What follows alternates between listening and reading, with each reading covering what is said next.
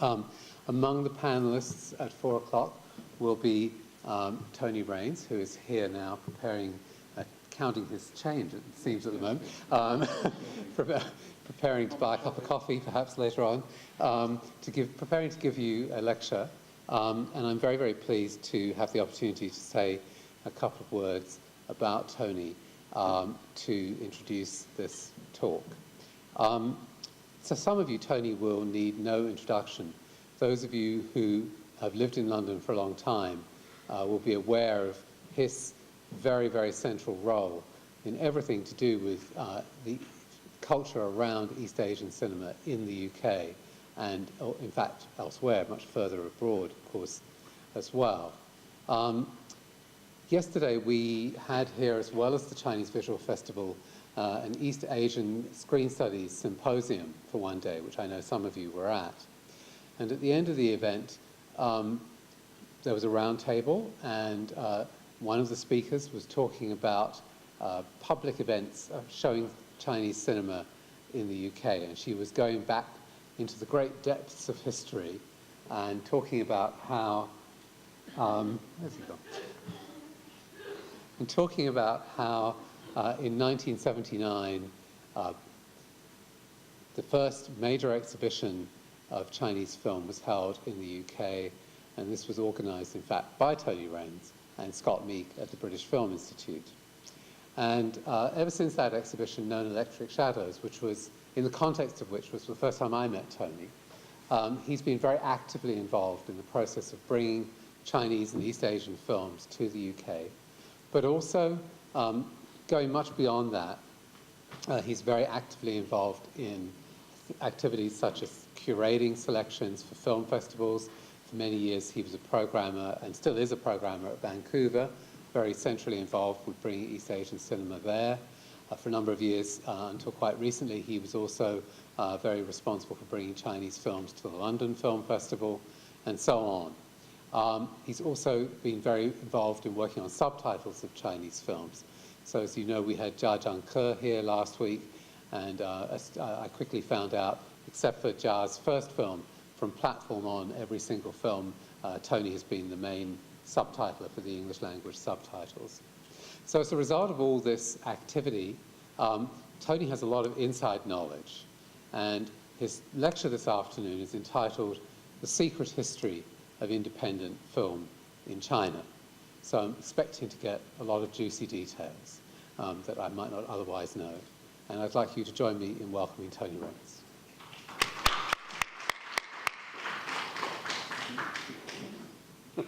Well, dear me, thank you very much. Thank you, Chris, and thank you, everybody, for coming.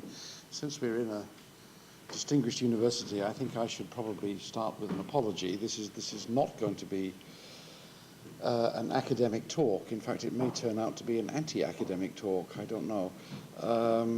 It's kind of gossipy, and as you will discover, I'm not a very riveting speaker, so I've taken the precaution of choosing quite a large number of film clips, and even if I am not interesting, the clips I think will be quite interesting. So your patience and indulgence is going to be rewarded by some interesting film extracts, if not by listening to me.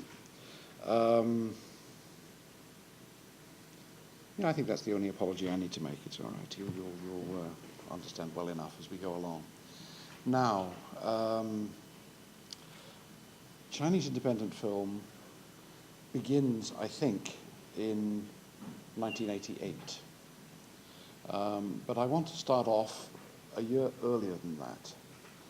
In 1987, I made a documentary for Channel 4 television in Britain called New Chinese Cinema.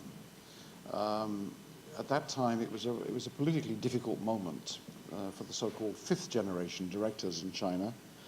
I wanted to make a film about the fifth generation, and that in fact is what I mostly did, but we weren't allowed to call it that because the fifth generation was coming under a lot of criticism at the time, and it would have been very difficult for our China partners and for other people involved in the production to identify it as a film about the fifth generation.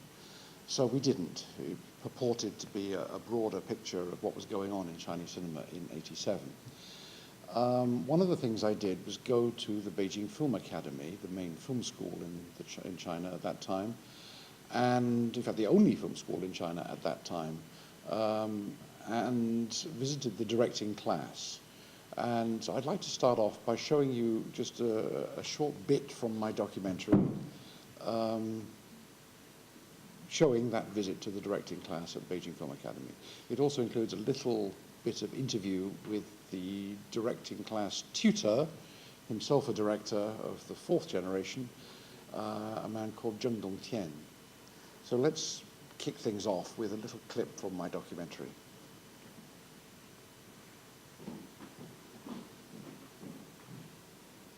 A city very different from the one that Lin Zefeng grew up in. Since the communist victory of 1949, it's been the seat of China's government and the hub of the country's cultural bureaucracy. After the long disruption of the Cultural Revolution, China's film school has been given a new permanent home here, on a site next door to the city's film studio. When its buildings are completed, the Beijing Film Academy will be one of the best arranged film schools in the world. Its reconstruction has been planned and supervised by its enlightened president, Shen Songsheng. The academy dates from 1956, and its 5 departments have already trained 5 generations of Chinese filmmakers. It's now hard at work on the 6th. Attention tends to focus on the students of the directing class, since it's inevitably they who will do most to shape the future course of Chinese cinema.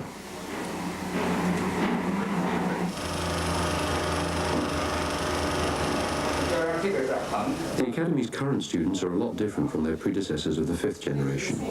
They're much younger, too young to have been marked by the Cultural Revolution, and they have much the same tastes and interests as their contemporaries in the West. But these kids have a lot to thank the 5th generation for, especially for overturning the tradition which held that Film Academy graduates should serve long apprenticeships before being allowed to direct. Their tutor in the directing class is himself an active filmmaker. 我叫郑洞天，是北京电影学院的导演系的教师，也是一个导演。现在我正在拍我的第4部影片。刘英得告诉。 Zheng Dongtian is unusual in that he's a teacher, a director, and a critic. Thanks to the range of his work, he has an unusually clear perspective on the changes that have overtaken Chinese cinema in the 80s. 这个变化，它就是来自我们过去总是把文艺当做一个政治斗争的工具、宣传工具，而现在从这个领导文艺的这个政策上就不提这样的一种要求，还是希望艺术家反映自己所感觉到的、看到的这个人民生活。啊，当然也不是都能非常的这个尽如人意了，但是这方面的变化很大。那么这个是反映在每一代导演。 如果说每代导演影片都不一样的话，但是在这一点上的变化，特别是新导演一出来就是拍比较真实的电影，这个变化是比较大。另外一个变化呢，就是对电影本身、对电影本体。过去可以说把电影，就是由于它是宣传工具，由于它是和其他艺术形式没有什么原则，就是跟比较大的区别。 而现在的电影，用普通话来讲，就是越拍的越像电影了。就是有一批又一批的导演，不管是从电影学院出来的，还是没有进过电影学院，都比较着重于把这部电影拍出他自己的这门艺术的艺术特点。我叫陈。 I don't think we need any Chinkaiger. Now, just spare us this. Those of you who know anything at all about modern Chinese cinema, and I'm sure there must be plenty in the room who do, will maybe recognize some of the faces in that, because several of the people there have gone on to become quite famous since then. The young man showing his student work to the rest of the class for discussion his name is Wang Xiaoshuai, and we'll have quite a lot more to say about him in the next hour or so. One of the people sitting there listening to him was his classmate Lo Ye. We'll have a bit to say about him too in the coming minutes. I had the privilege and the pleasure actually of being a guest teacher at the Beijing Film Academy a bit later that same year.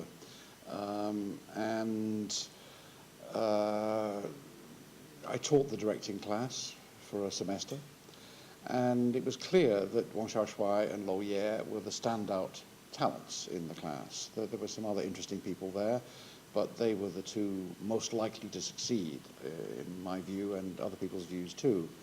And so I think it was correct to single them out, as it were, in the editing of that little bit, to indicate that they were likely to become the key talents from their class in the years to come, as indeed turned out to be the case. In fact, if Gabriel is ready, are we hot to trot? The next, you saw Wang Xiaoshui, as I said, showing his student film, or one of his student films, to the class for discussion. I'd now like to show you just a little bit of that film. It's a film called Bai, White, and it's quite experimental in certain ways. And it stars a man who was going to go on to become one of China's best-known modern painters, Liu Xiaodong. Liu Xiaodong also went on to act in Wang Xiaoshui's first feature, The Days, which was made a few years after this. The reason for showing you a bit of this is to suggest something. Well, there are several reasons, actually. Perhaps the first one is to suggest something of the mood. This is 1987, don't forget. Actually, the film, I think, is dated end of 1986. It's one of his first student exercises. There's a mood of kind of incipient madness and paranoia, danger, violence. All of those things are present. And the film, I think, seeks to get inside those to some small degree. It is just a student exercise. I'm not making lavish claims for this. But nonetheless, that is what it tries to do, I think. And it perhaps meshes with what we will see in the coming minutes from the early independent films coming shortly after this, which also tend to go for themes of confinement, themes of incipient mental breakdown, that kind of thing. I think it's not entirely coincidental that those elements or those characteristics are prefigured in this little student film. Let's just look at a few minutes of the beginning of Bai. It has voiceover by Wang Xiaoshui himself, which is a device he carried over into his first two feature films. It's not subtitled, so I'll do my best to give you a little live translation of what's being said, but it's not terribly important. Yes, thanks. Let's do it. Can we...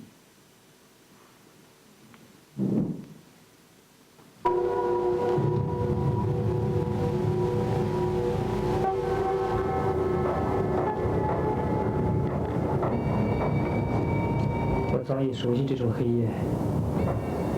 I've grown used to this black light. 我贸易出去，又贸易回来。 Out in the rain, and get back in again. 我在黑夜中漫步， I wandered around in the dark night. 我已经越出街灯照亮的边界。 I left the area illuminated by streetlights. 我看见这城里最惨的小巷。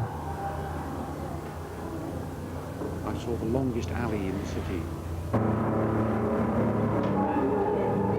我经过敲钟人的身旁，我低垂下眼睛，不愿意多讲 Past。the bell ringer with my eyes downcast. I didn't want to say anything.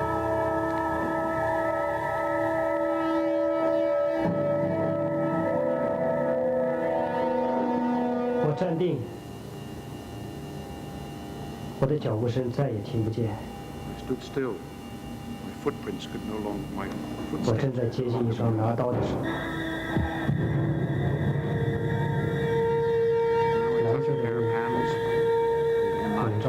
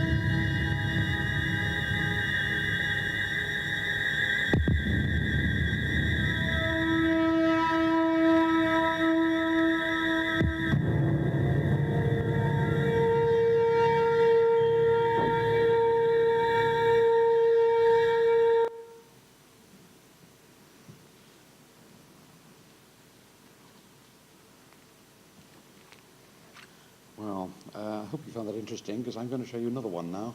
The next clip is also from a student film made in the same period, in fact just after Wang Xiaoshui made White. This is a film by his classmate Lo Ye, called Conger Control. This doesn't have any dialogue, so it doesn't present us with a translation problem, but it does have certain things in common with White, which are going to be, I hope, relevant to what I'm going to say next. These are obviously not independent films in the sense that we're going to talk about this afternoon, because they're precursors of that. They're made before independent cinema actually got underway in China. However, both of these guys, the two filmmakers whose work as students I'm showing you now, went on to become important figures in the early independent cinema in China. And I think that their student work, in some ways, prefigures what they're going to do when they get to become independent filmmakers in the real world, outside the pampered parameters of Beijing Film Academy. As I said, this is from Lo Ye's student film, Conger, and I think we're starting from the beginning, as I remember. It's anyway very near the beginning. What it has in common with Xiaoshui's film is that it too cements a connection with the world of independent artists in Beijing. In the People's Republic, from 1949 onwards, the term freelancer didn't really exist. The notion of people existing outside the system without a work unit, without a residence permit, and without all the bureaucracy that comes with a controlling state was pretty rare, if not unknown, nearly unknown. After the Cultural Revolution, particularly in the 1980s, such ideas began to gain a certain currency. And I think the harbingers of independent living in particularly the big city of Beijing were people who called themselves or thought of themselves as artists, visual artists of various kinds. And these young students at the Film Academy were not so interested in most of their peers in the film industry. They didn't cultivate friendships with other directors or existing people who had jobs in Beijing Film Studio, which, as I noted in the documentary, was right next door to the Film Academy. Instead, the friendships they sought for were mostly with visual artists, people who were making art of various kinds. And I think that, as you're about to see, Lo Ye's film, student film, also reflects that. This is about a woman artist.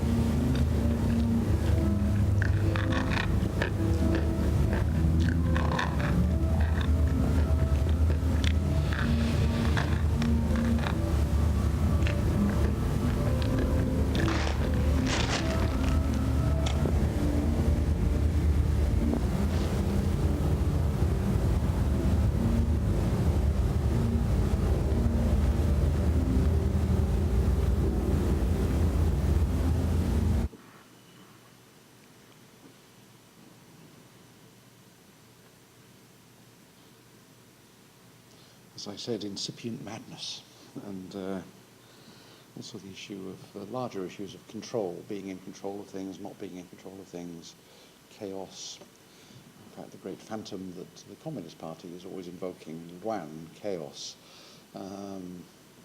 Apparently the ever-present danger in Chinese society is that things will lapse into chaos. In the rest of that film, the film goes on for about 25 minutes, this short film, and what happens is that her room is invaded by other people while she is out, and she has to come back and to try and reassert control of her own space. But it's not a dramatic piece. It doesn't have any hyped-up drama of any kind. It's primarily, as you saw, observational, and it's also a mood piece.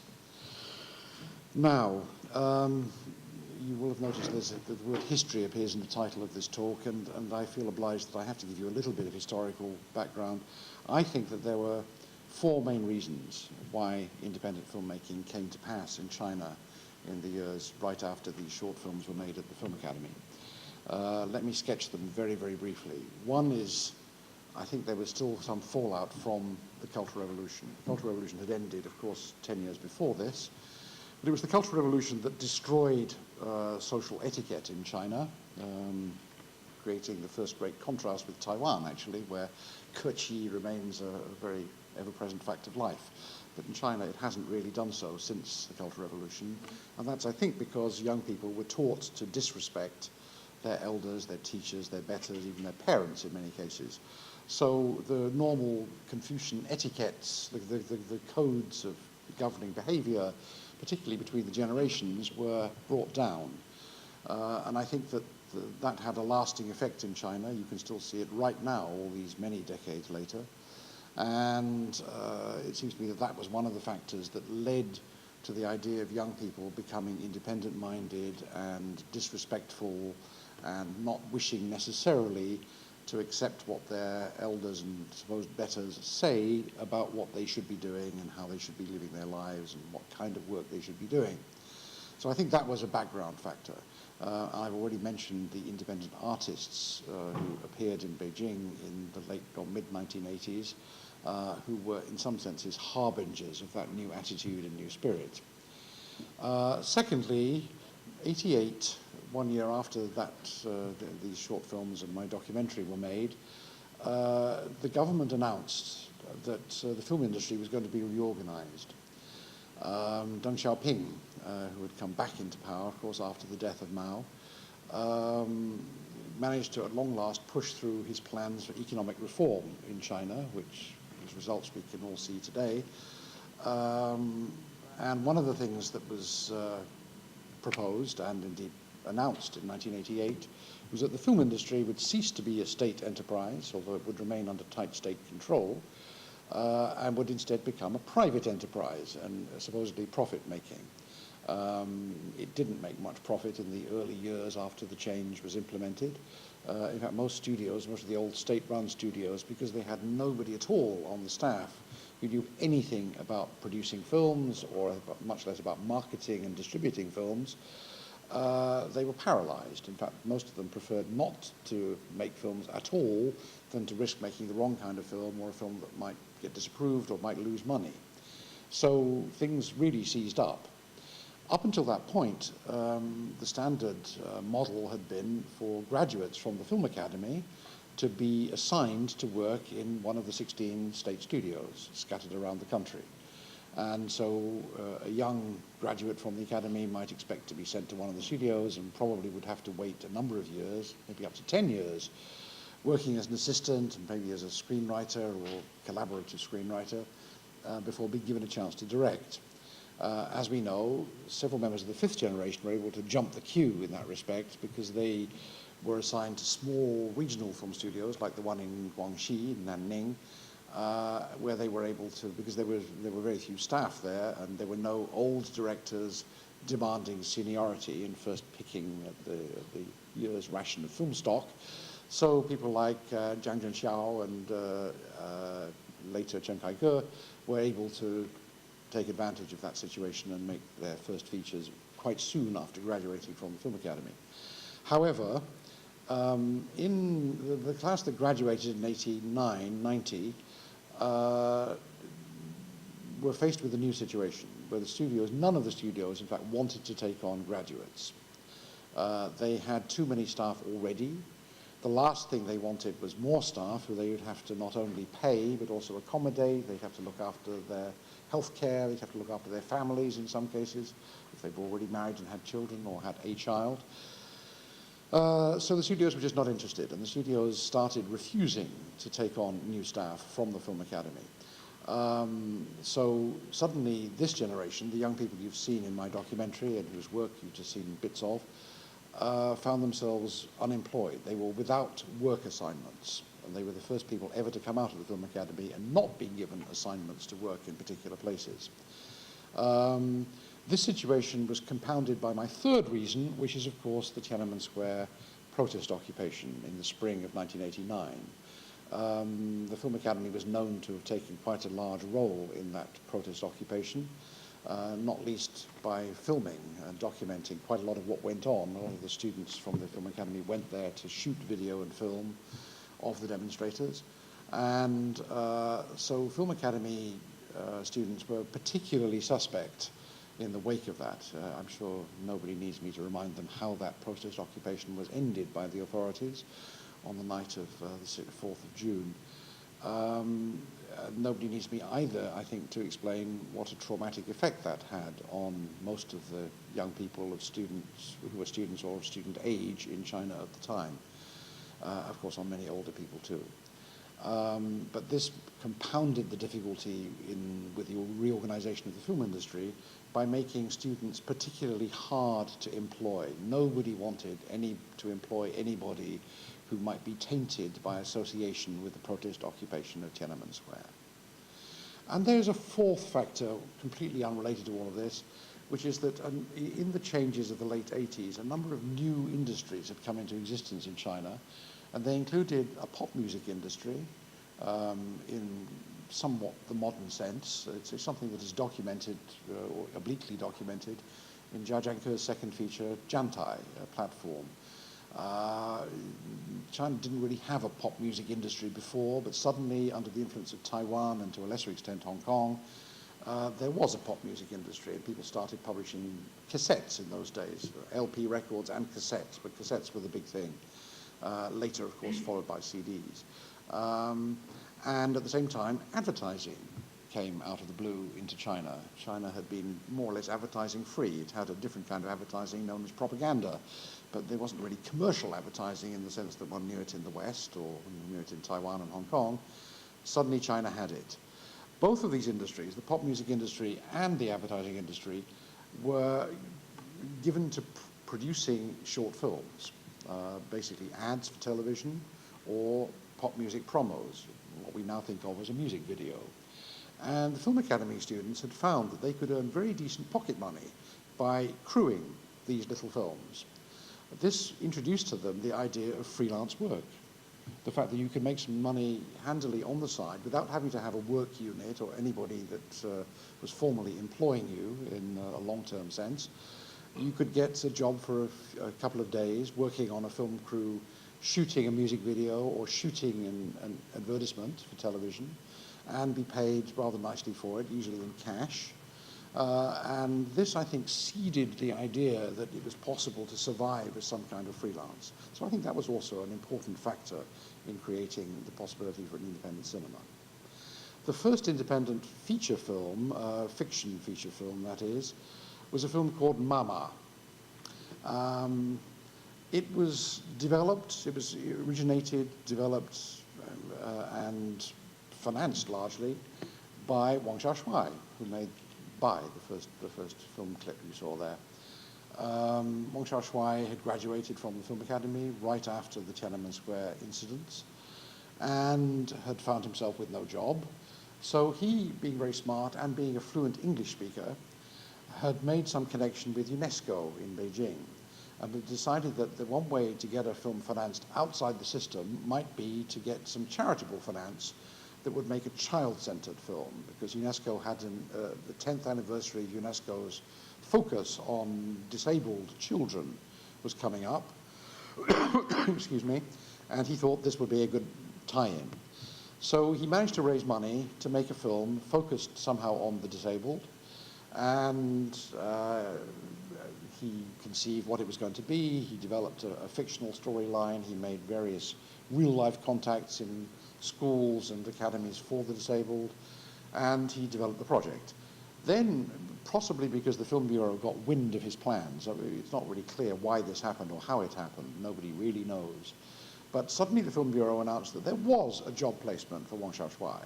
He actually had a job waiting for him in Fujian Film Studio, down in the deep south, right across the coast from, across the sea from Taiwan. And he was assigned to go to Fujian to take up this post. He hesitated, but finally he decided he better do it. Wang Xiaoshuai has never been all that brave. He is quite a brave individual in some ways, but not brave when it comes to standing up to authority. In that respect, he's like Zhang Yimou. But he's not a rebel. He doesn't have the self-confidence, perhaps, to be sure of himself. Lo Ye is a little different, I think, in that respect. Anyway, Xiaoshuai decided that discretion was the better part of valor and he better go to Fujian. So he handed the Mama project on, not to one of his immediate classmates. Lo Ye had already gone back to Shanghai, or he might have well taken it on, but instead to a colleague from the cinematography class by the name of Zhang Yuan. Zhang Yuan was very ambitious, very, can I say egocentric? Let's not start to be too rude about Zhang Yuan at this point, but we may come to that later. But for the moment, let's just keep it neutral. Zhang Yuan took over the project and made it. Shot it in 1990 as the first unauthorized fiction film, although it does have fairly strong documentary elements, made in China since 1949. The first film made outside government supervision and approval and control. And when he finished it, he sold it. He had the very smart idea of trying to make it a legal film retrospectively by selling it to Xi'an Film Studio. And as I said earlier, the studios had all, well, the big studios anyway, had mostly paralyzed because of the change in their status, the fact that they'd been suddenly told to make profits and they had no idea how to make profits. Most of them had produced very little film. So Xi'an was far enough away from Beijing to be out of the immediate orbit of the Film Bureau, and interested in the idea of having a film delivered to it ready-made that they could put their studio logo on the front of and claim as their own. So that's what they did. And Mama was made and sold to Xi'an Film Studio. So I'm about to show you a short clip from the beginning of the film, and you'll see that it begins with the Xi'an Film Studio logo. The interesting thing about the credits at the beginning of this film is that they make absolutely no mention of Wang Xiaoshuai or his role in creating the thing, dreaming it up in the first place, setting it up, and finding the seed finance for it.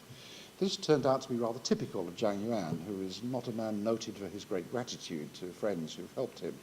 I can speak from bitter personal experience in this respect. But this had an important influence on Wang Xiaoshuai, as we'll come to in a little while. But in the meantime, let's just look at the beginning of Mama, just to give you some flavor of it. The film is basically a fiction shot in black and white, but it has inserts in it in color, which are genuine documentary.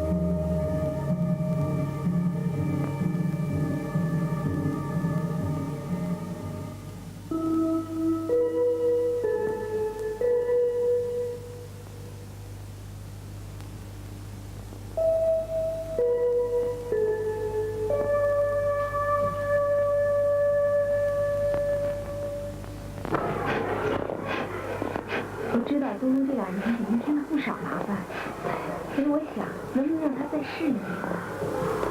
我刚才说过了，东东在这儿上学，耽误到不光是他自己，其他同学，还有整个班都比较不太平，这怎么能行呢？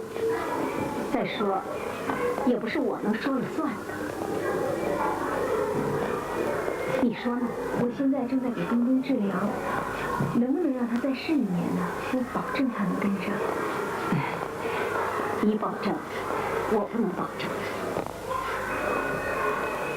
我还有课，你找校长谈谈。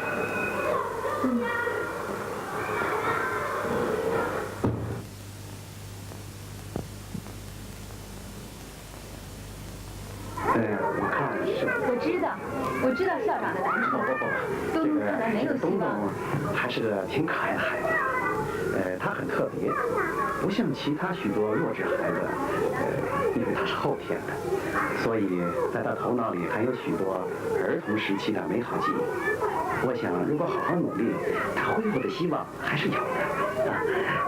但我们这儿不是福利学校，原来收东东就是破例啊。为了不影响东东，你看，我的意思是，您的意思我明白，东东给您添麻烦了。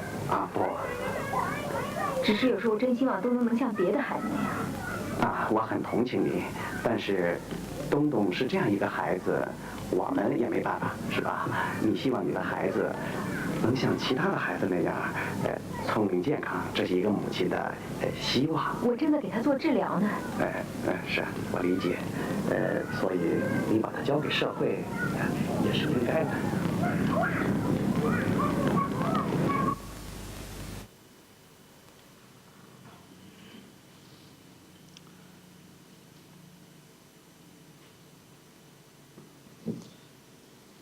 As I said at the beginning, independent filmmaking really dates from '88, which is a good 2-3 years before Mama. And it's time now to pay dues to the real pioneer of independent filmmaking in China. In 1988, a young man who he'd been a primary school teacher in Yunnan. He'd worked for state television, the local TV station in Kunming, as some kind of journalist for a little while. His name was Wu Wenguang, and he had enough of it. He decided he didn't like what he was doing at Kunming television, and he moved to Beijing, and he set himself up as an independent filmmaker, an independent artist, actually. And he, like others, he was a bit older. He was actually more like the same age as the fifth generation, or nearly. He was born in the mid-50s. But, so he was just slightly younger than Chen Kai-ge and Zhang Yimou. Wu Wenguang gravitated towards the independent artist scene that I mentioned earlier. And he was sufficiently struck by it, by the fact that there were suddenly a small but significant number of people who were choosing to live outside the system, who didn't have residence permits, who didn't have work units, who didn't have any of the paraphernalia that for decades had gone with the communist state. And he thought this was interesting enough to warrant documenting. So he began shooting 16mm film with a group of such artists, 5 of them specifically. And he shot for 1 year and 10 months.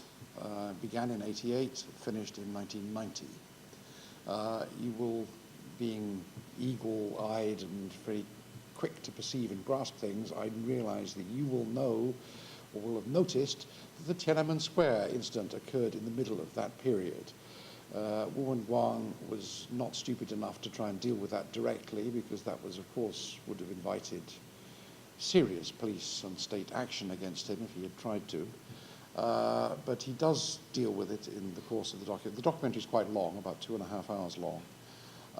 And he does deal with it by showing some of the protagonists, particularly the woman who you'll see second in the clip coming up, just breaking down in tears. It's a sort of wordless sequence, but it somehow stands for the enormous grief that beset pretty much an entire generation in China after the night of the 4th of June. So I think when he started making this, Wu Wenguang had no notion of how and where this film would be seen. But thanks to the fact he had foreign friends in Beijing, the film was in fact exported almost immediately. It was finished. It was smuggled out to Hong Kong and from there to the wider world. I showed it in Vancouver in 1991, I think, so 1 year after it was finished. And it played in Britain also around that time. So it was seen quite widely and became, as it were, the harbinger of an independent cinema from China. Some of you will know this, but maybe it's worth just saying briefly, there was no meaningful documentary tradition in China. The state had something called the Central Newsreel and Documentary Studio, based in Beijing. It's not very far from Beijing Film Studio, actually, just down the ring road. But the Central Newsreel and Documentary Studio made stuff that was pretty much like the British Look at Life program fillers, if anybody remembers those, but just with a lot of added propaganda elements, of course. They had no spontaneity. They had very little value as records of anything that was actually happening in China. They constructed a communist vision of China. So the word documentary was probably a bit of a misnomer. So Wu Wenguang's film, which was really the first film in China to take advantage of the new lightweight recording equipment that existed and had existed for quite a long time in the West. I mean, it was nearly 2 decades old in the West. So the idiom of documentary making had changed radically in the 2 decades before he made this in the Western world, but not in China. China had not experienced this kind of revolution in the idiom of documentary filmmaking. So Wu Wenguang was really the pioneer. He was the first one to make informal portrait reportage documentary about a subject that had no pretensions to major significance or ramifications for the state. It was simply a portrait of a group of people. Here's the very beginning of his film. He called it The Last Dreamers, 最后的梦想者.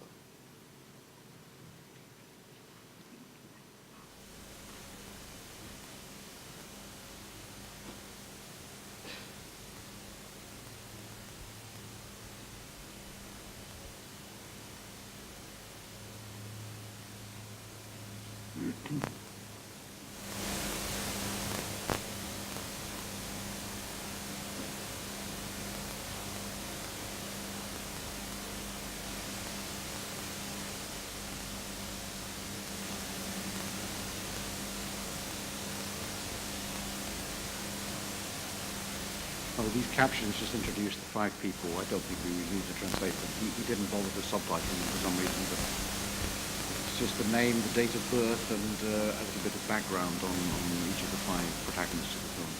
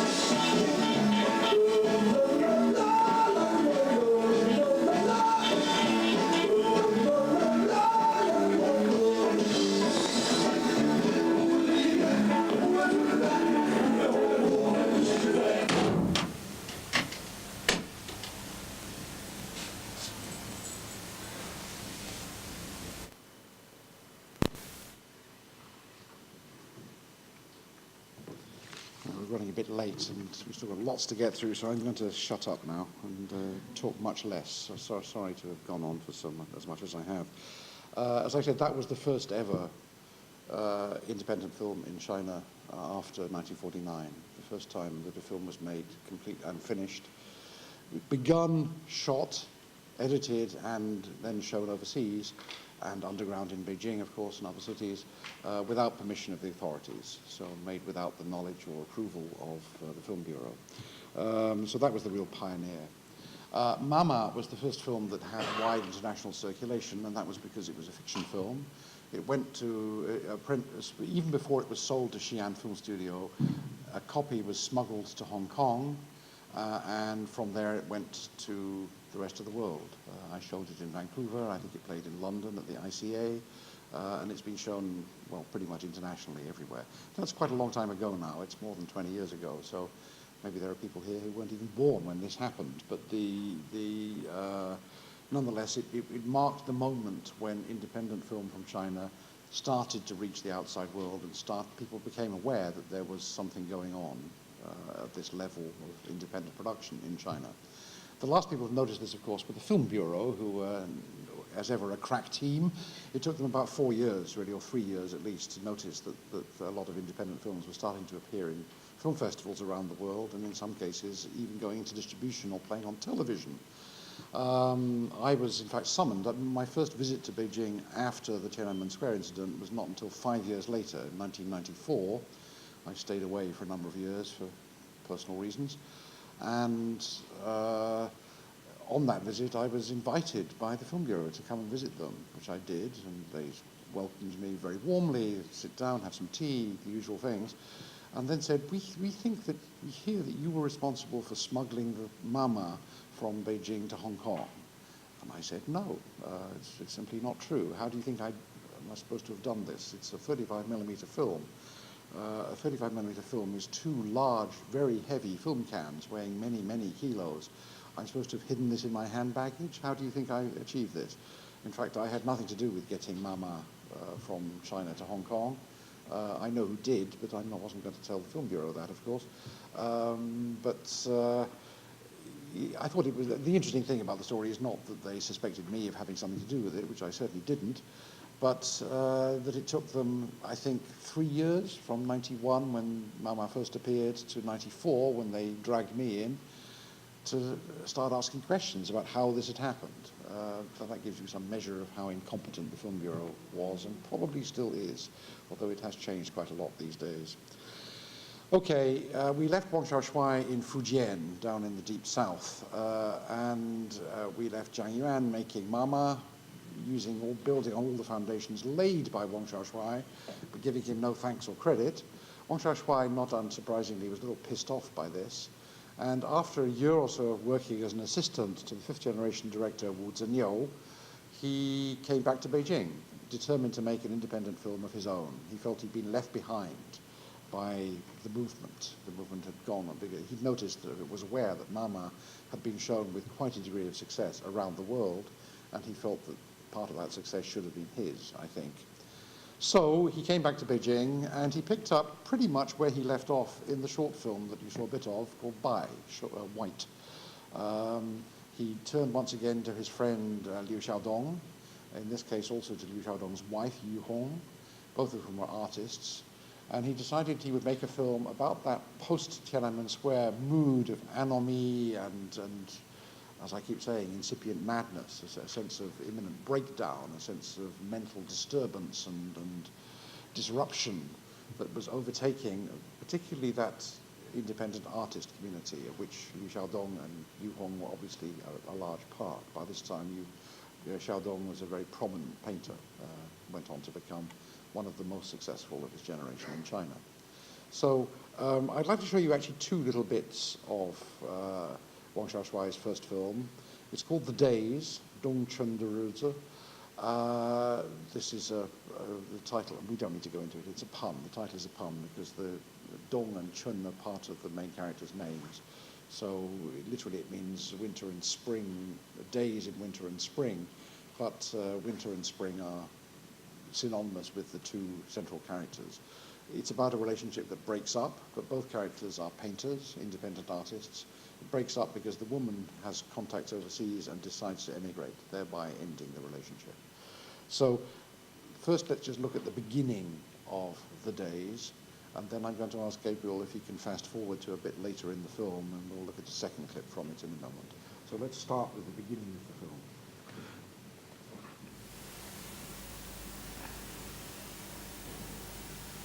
Oh, I'm sorry. Can we pause? Excuse me. Sorry.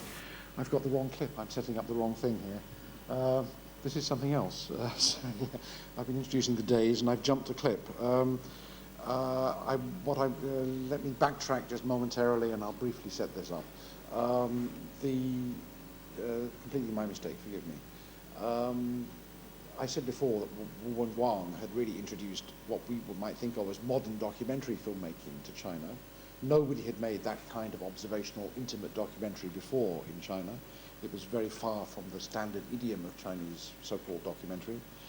Once he'd done it, and it was seen very widely underground in China as well as around the rest of the world, because by this time the VHS cassette had become common, and it meant that it was very easy for people to circulate things underground through video cassettes. This was a big change as well, and it meant that what had previously had to happen by word of mouth for underground screening suddenly became possible to share through videotapes. Anyhow, because of these changes, other filmmakers began to think about making this kind of documentary. One of them was a young man called Wu Wang, and he, after Tiananmen Square, he realized it wasn't a very good idea to use your own name for these things, so he called himself the Structure Wave Youth Cinema Experimental Group. And I think there were other members of it, but he was the prime mover of it. And he went on to become a quite interesting independent filmmaker in his own right, using his own name. But at this time, in 1990, he decided to make something that would explore the mood amongst students, particularly in Beijing University, the biggest and most prestigious university in the country, after the massacre. So let's just look at the very beginning of this film, just to give you some flavor of how he set it up or how he presented it. And then we'll jump a little bit to a section from the middle of the film. Sorry about that. Thanks, Gabriel.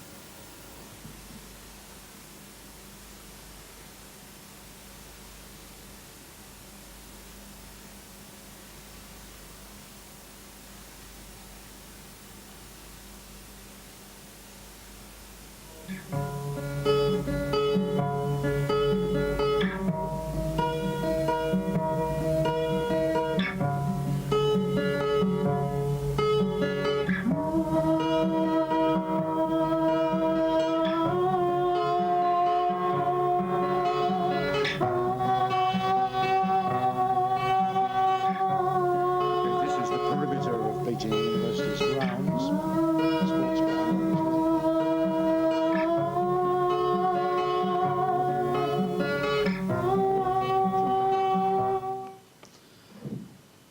Just to give you a flavour of how the film's introduced itself, we're now going to have a little clip from it. It's very short, only 2 or 3 minutes, of a little incident that occurred during the filming. Of course, this filming was not authorised. This was a film made possible only by subterfuge and by going in through the back door of the university. There were heavy guards. This was the most heavily policed campus in China after Tiananmen Square.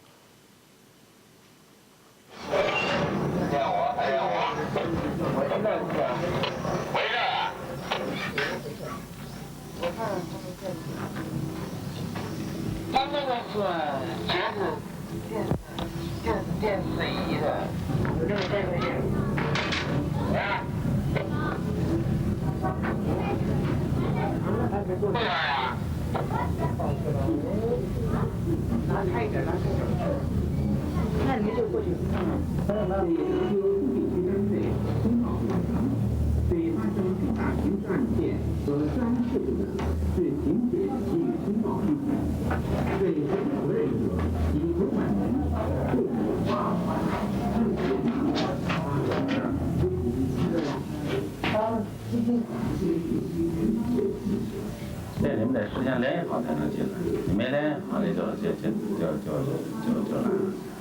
联系好了，你然后再来。你这个你带着东西好像就是。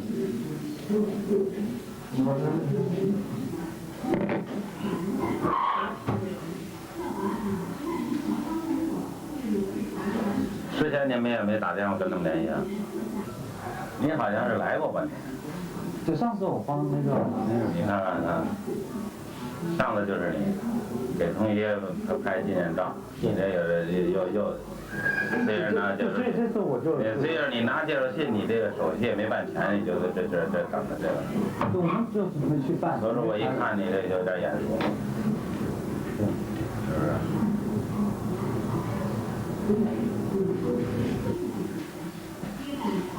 你看我问我小伴，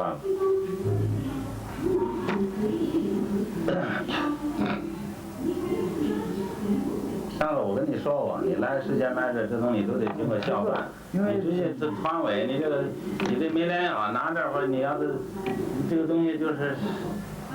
这是我们发现早没发现早，你没联系上，你那会儿就开始就排了，这不行的这个。就我们就上次我跟你说了，北大就有点和别的学校就有点特殊，是吧？你凡是你摄录像啊、摄像，你这个都得经过校办的，你团委的他都不能打回去。Right. Sorry, I lost my place. We will now go to the days as soon as Gabriel is ready. I'll just repeat that Xiaoshuai came back to Beijing from Fujian, determined to catch up with the progress that had been made in independent filmmaking circles. And he made the days. As I explained, the title in Chinese is a pun on the names of the two protagonists. And it's a film, once again, rooted in that independent artist community and starring two real-life independent artists whose marriage, I think, did not break up in quite the way shown in the film. This is a fiction. Just while Gabriel is getting ready, are you nearly ready? Okay, nearly there. I'll tell you one brief anecdote. I showed this film, well, I didn't show it. It was shown in Rotterdam Film Festival very soon after it was made. and I was invited to go with Wang Xiaoshui to a class, a seminar in Erasmus University in Rotterdam, where the film was shown to the students and questions were asked, were invited afterwards. One of the students asked Xiaoshui, I think rather naively, why he didn't show anything of what was oppressing the characters in Chinese society around them. Why were they so miserable? Why were they so brought down by circumstances? Why hadn't he shown any of that? This was, of course, a naive question in the sense that if he had tried to show that kind of thing, that he would have been in deep trouble with the authorities. But he didn't try to. But his answer was a very smart answer. It was one of the best answers of its kind I've ever heard, actually. He said, it's like when it's raining. He said, if you see somebody coming in from the rain and their clothes are wet, you know it's been raining. He said, you don't need to show the rain. It's like that, he said. This is the beginning of the days first, and then we'll pause briefly while the tape is fast forwarded, or the disc is fast forwarded, and we'll see another clip from the middle part of the film.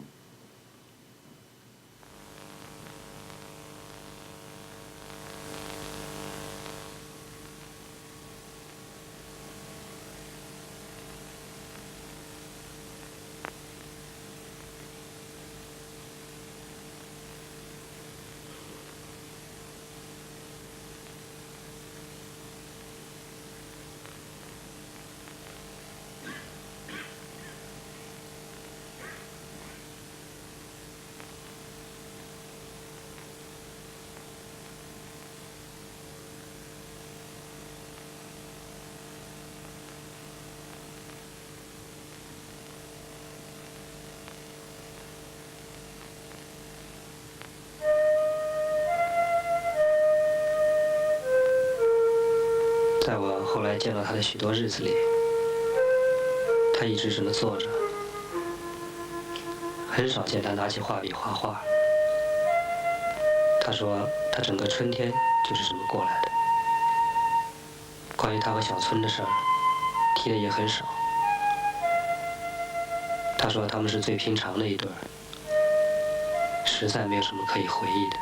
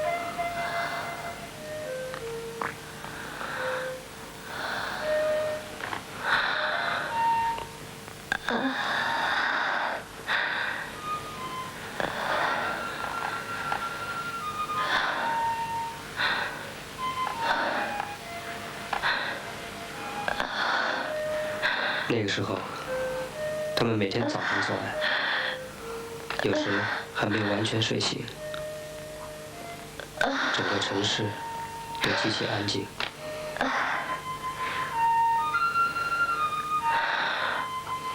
破旧的床板发出的声音总是弄得他们心惊肉跳，好像到处有人在监视着他们。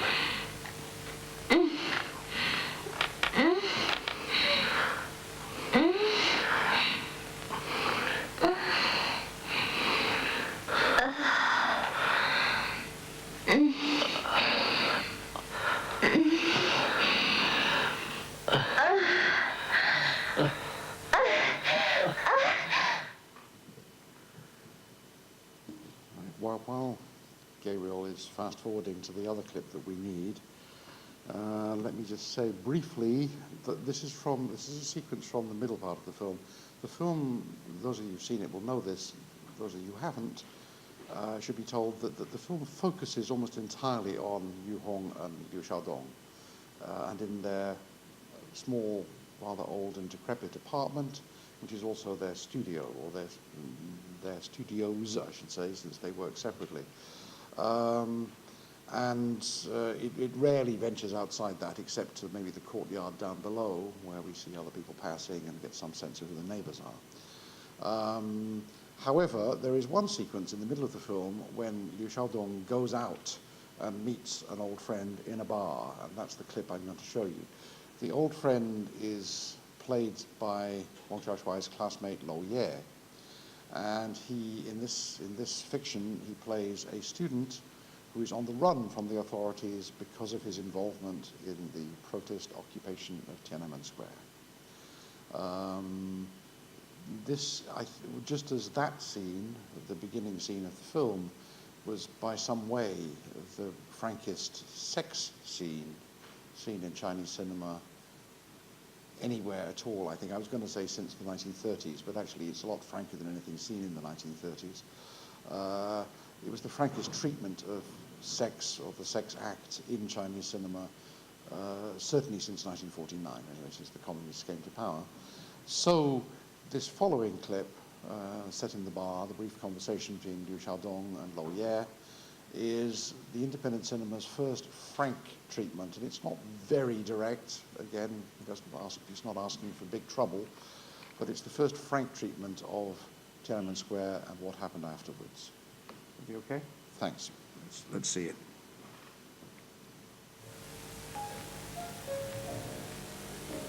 听说你夏天就出来了，怎么才来找我？你们都忙吧，我就别再推篮子了。回家待了一阵，他们都以为我死了。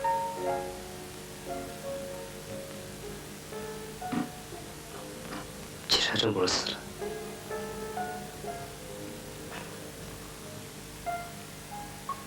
回单位都不要你了吧？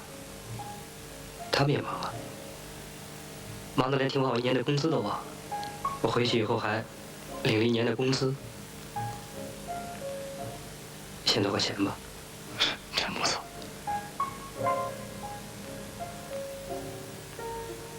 当里乱糟糟的，谁都不管谁。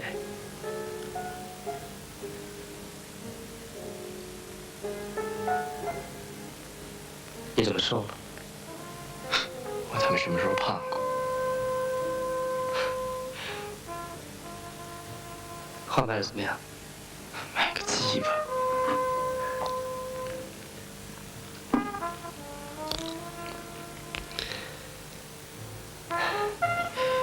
你们俩怎么样？听说他还是要走。嗯。那以后你们打算怎么办？ 还有以后吗？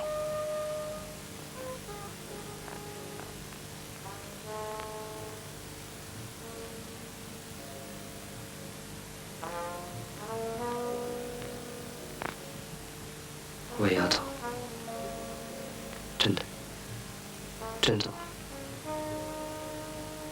我现在正在办这事儿。走吧，都他妈走吧。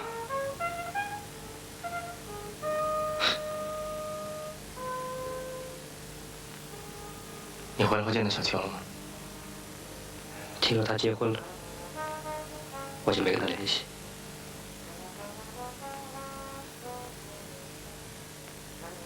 我觉得算了，那时候对你不错就行了。对，也是。我也觉得不错了，应该知足了。来。 祝你一切顺利，也一样。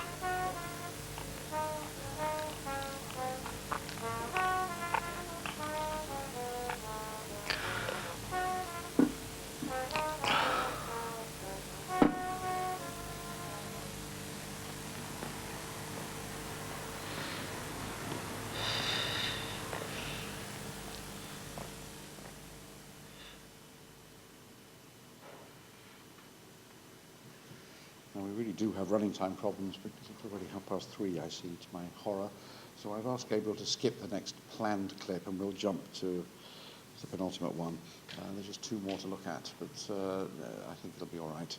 The reason I wanted to include that little bit of Wang Li's documentary in Beijing University, the confrontation with the policeman at the beginning and then with the security officer in his office, obviously a bit of covert filming, was because it resonates with the clip I'm about to show you.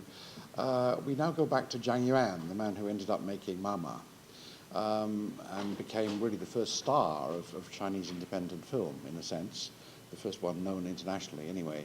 He rebounded from the success of Mama by teaming up with Cui Jian, China's foremost rock star, whose music had been extremely popular during the protest occupation of Tiananmen Square. And he teamed up with Cui Jian in 2 ways. First, he made a series of music videos for him over several years, in fact, 4 to my knowledge.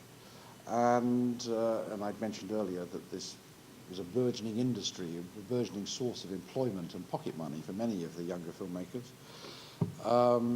But also he made a feature film. For his second feature, he teamed up with some producers in Hong Kong, got some money from the music business, and he made a film called Beijing Bastards, which was partly a kind of quasi-documentary about Cui Jian. Cui Jian at that time, partly because of Tiananmen Square, was having enormous difficulty with the authorities getting permission to put on concerts. He was greeted or treated with great suspicion by the authorities. So it was constantly difficult for him to put on performances in public. And when he did, on the rare occasions he was allowed to do so, they were heavily monitored and supervised. So the film was partly a kind of documentary, or quasi-documentary, about Cui Jian and his associates, his band, rehearsing and struggling to put on public performances of various kinds. But Zhang Yuan understood, I think correctly, that this was not the whole story, that the interest of Cui Jian was not just the music, but the impact of that music and how it resonated with a certain constituency of particularly young people. So he cross-cut the quasi-documentary elements of Beijing Bastards with the story of a real Beijing bastard, a young man called Li Wei, who has gotten his girlfriend pregnant. He exists, I think, in terms of the film's fiction, he exists in the margin of Cui Jian's world. I believe he has something to do with music promoting or putting on music, that kind of thing. There's some notional excuse for bringing him into the story. But anyway, the film cross-cuts, in effect, between Cui Jian and his band and the story of Li Wei and his difficulties with jobs, with girlfriend who turned out to be pregnant, and so on and so on. So that became a significant film, not least because of the presence of Cui Jian in it, and the fact that it had quite a lot of Cui Jian's music in it. He went on to make more films. He went on from that to make a film called Sons, Erza, which used the same Li Wei, the young man who had appeared in Beijing Bastards. Through Li Wei, Zhang Yuan made an interesting discovery. Zhang Yuan is straight, but he discovered that Li Wei was bisexual, I think is the way he defined it. I once met him, and I think that's how he talked about himself. Through Li Wei, Zhang Yuan discovered that there was such a thing as a large gay underworld in Beijing. Like most straights, it had never even crossed his mind that such a thing existed. And once he did discover it, he became fascinated by it because Zhang Yuan, whatever his personal sexual identity, was very much saw himself as being an underground dissident figure. And the fact that there was this large community of underground dissidents who had completely secret lives away from the state's supervision was very, very fascinating to him. And he identified with it and related to it very intensely. So he made, for his fourth feature, a film called East Palace, West Palace, Dong Gong Xi Gong. The name is taken from gay slang in China. The comrades refer to 2 public toilets in Gugong, in the Forbidden City, as East Palace and West Palace because they are notorious cruising grounds. And when Zhang Yuan started this project, he envisaged it having a kind of sociological thrust. So the title came from that in a way. Presumably these public toilets were going to feature in the film at some point. In the event, the thing developed enormously during the planning stage, and it stopped being a sociological survey about Beijing's gay underworld, and instead became a chamber piece set almost entirely in one space, one small park, and the building associated with that park, a cruising park. It was, in fact, he shot in a real-life cruising park. I visited the shoot of this film and witnessed what went on there for myself. But the drama of the film centers on a young man, a young gay man, who is arrested, brought in for overnight questioning by a cop who desires the cop, who during the night, as the night goes on, tells various stories from his past. But we are invited to believe that maybe these stories are fictional, because what they actually turn out to be is projections of his desire for the cop. So it's not at all sure that they can be trusted as truthful stories. Let's just look at one little bit from East Palace, West Palace.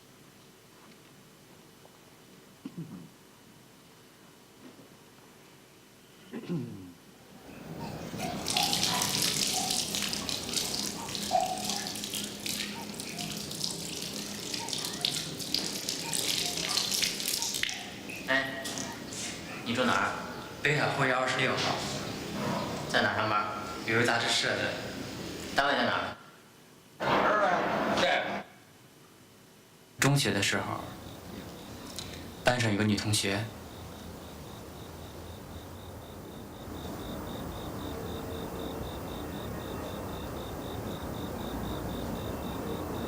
他首先计较个人在党内地位的高低，他好出风头，喜欢别人奉承他、抬举他，要个人的野心能纯干。她长得非常漂亮，在我的印象中，她总是穿着件白汗衫、黑布鞋。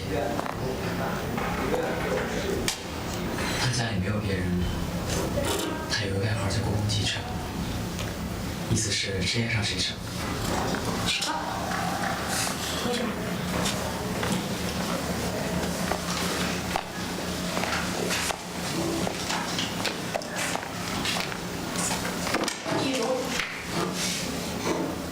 他骄傲，有了一点成功就盛气凌人，不可一世，企图压倒别人，不能平等的。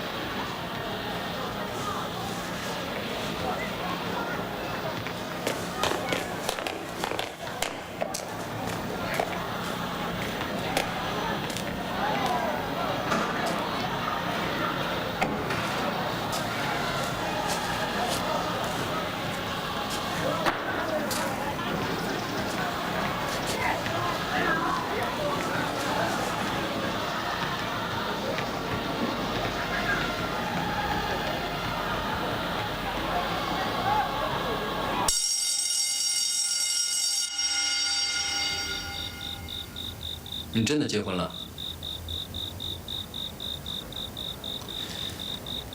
那你和谁结婚了？我的第一个爱人是同班的一个同学。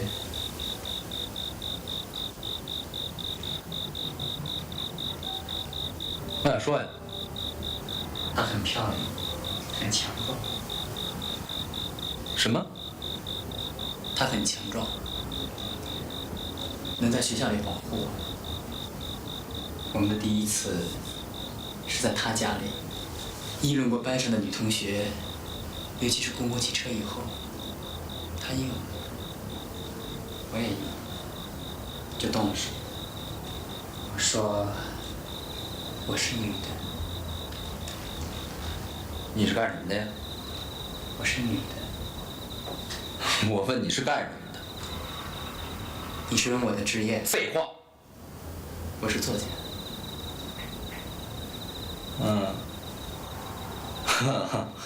明白了，明白了。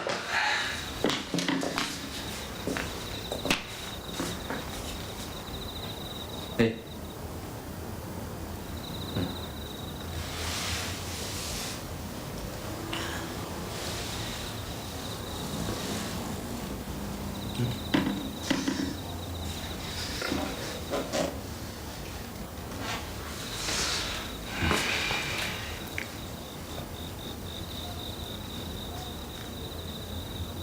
我想说呀。我跟他说，我也是女的。我就是公共汽车，而且我觉得，我真的就是公共汽车。马上，我就能感觉到我第一个恋。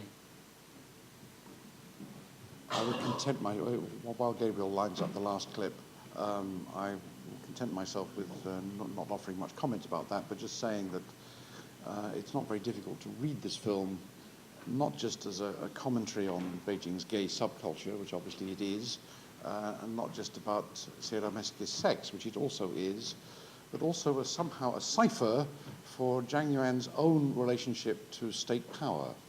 Zhang Yuan, made a very credible gay film, despite not being gay himself, entirely because he identified with the position of this young man.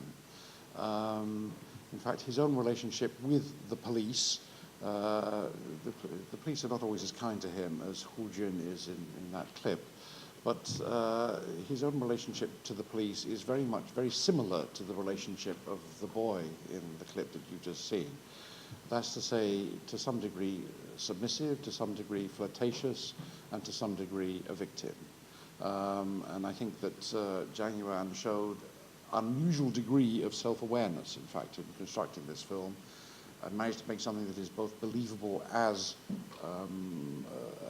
a summary of the gay situation in Beijing in 1994, but also as somehow a symbolic representation of his own position as an independent filmmaker in 1994. I've already said that it was in 1994 that the Film Bureau summoned me to a meeting and accused me of having smuggled Mama out of the country. 94 was the year in which they finally decided to start taking action against independent filmmaking, and they issued a blacklist in 1994 of a number of filmmakers, including the older filmmaker Tian Zhuangzhuang, who had just illegally finished and shown his film The Blue Kite. But most of the rest of the list were people who were associated with independent filmmaking. And all of these people were supposedly prohibited from having access to equipment, lab facilities, any of the support mechanisms that are usually needed to make films. People were prohibited from renting equipment to them, processing their film stock, that kind of thing. This was the Film Bureau's first attempt to wipe out independent filmmaking. It didn't work at all, partly because there are many backdoor ways of doing things in China, and nobody paid the slightest attention to the Film Bureau's prohibition. It was very easy for everybody to carry on using equipment and getting film processed and so on. However, Zhang Yuan gave a particularly cheeky response. His immediate response after the blacklist was published, very soon after the release of East Palace, West Palace, was to team up with the documentary filmmaker Duan Jinquan and make a film called Guangzhou the Square, which is a kind of portrait of Tiananmen Square. Tiananmen Square, needless to say, is not only the site of recent catastrophe 5 years earlier, but also the symbolic heart of the communist state. It's where Mao lies in state. His mummified corpse lies in state. It's the scene, the entry to the Forbidden City, and so on and so on. It has a huge symbolic importance. And Zhang Yuan, after being blacklisted, took great delight, a kind of cheeky delight, in making a film that would be simply, straightforwardly a portrait of the square, how ordinary Chinese people use it, and how the authorities police it. It's a very interesting documentary, and had we time, I would show you some of it, but since we don't have time, I'm going to show you briefly, to end with, what he did next. He made one more music video for Cui Jian. It's a song called Fela, and this is the video. This is also a little cheeky.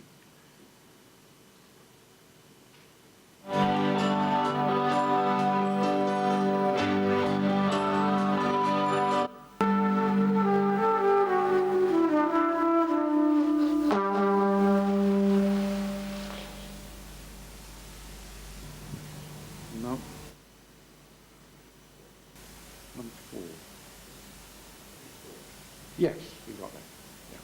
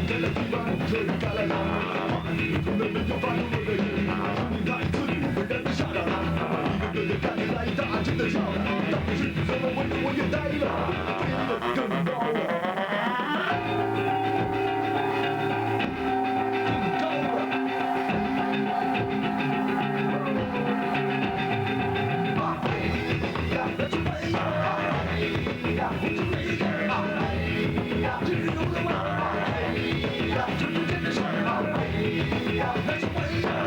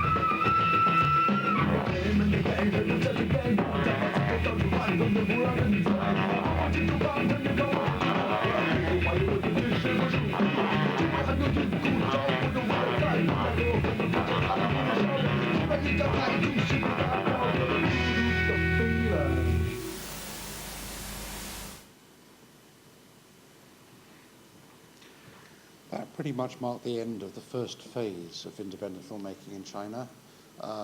Things went very quiet in the mid-90s after the government's action against independent filmmaking. There were a few films made in the following years, including Wang Guangli, the guy who made the illegal documentary in Beijing University. But and Jiang Yuan carried on making films, and Wang Xiaoshuai finished his second film, Frozen, which I intended to show a clip from, but we didn't have time for it. But broadly speaking, things went very quiet until they were reactivated in the end of the 1990s by Jia Jianke, who made his first feature, Xiao Wu, in 1997, showed it in 1998, and then things took off on a very much bigger scale than they had the first time round. But that marked pretty much the end of the first phase of independent filmmaking in China, and it's all I have to say or to show to you today. Thank you very much for your patience, and thanks for being here. Thanks.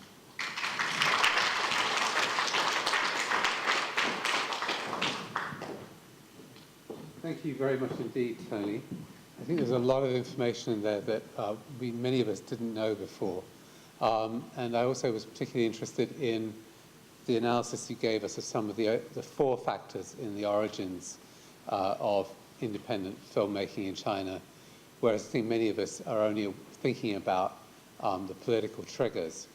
Now, I just want to, so there was some concern about sound volumes, and I need to explain that we've been having some problems because a lot of as you know, the days when you have equipment where it's just a knob to turn on and off are long gone, and everything is controlled by the network and depends upon having the network up.